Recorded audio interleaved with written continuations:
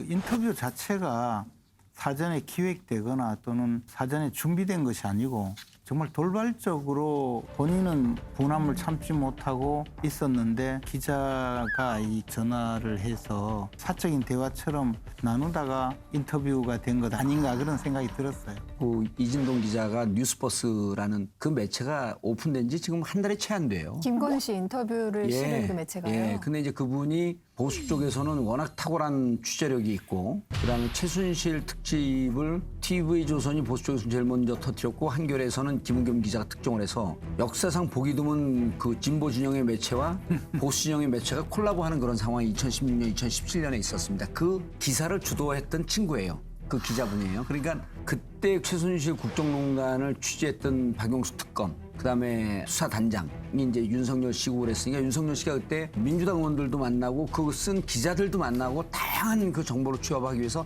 다 만나는데 그 와중에 윤석열 총장과 친해지고 윤석열 총장은 이제 주로 부인하고 같이 잘 다니니까 그래서 좀 친해져서 이렇게 얘기하다가 낚였을 가능성도 있고 그런데 중요한 건 우리가 이제 계속 이상하게 생각하는 건 그렇게 윤석열 총장을 끔찍하게 아끼는 장모와 김건희 씨 입장에선 그 전화 통화한 걸 얘기를 안 했을 리 없거든요.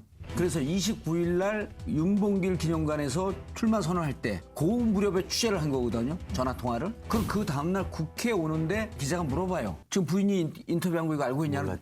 그때 연기하는 사람이 아닌데 좀 당황하고 웃으면서 들어왔다 나갈 때는 아주 경직돼서 나가서 이게 기사가 뜹니다. 사모님께서 직접 인터뷰도 하셨던데 그거를 좀 보셨는지 어떠세요?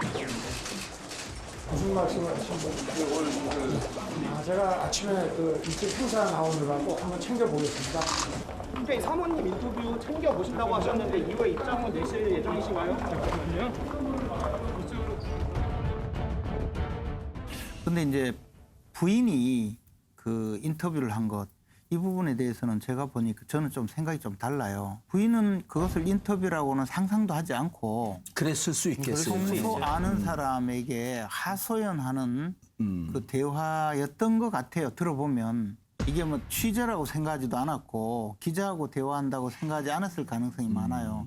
그러니까 남편한테 내가 저 어제 뭐 취재에 응해서 인터뷰를 했다 이렇게 이야기하지 않는 것이 오히려 정상적이지 않겠어요?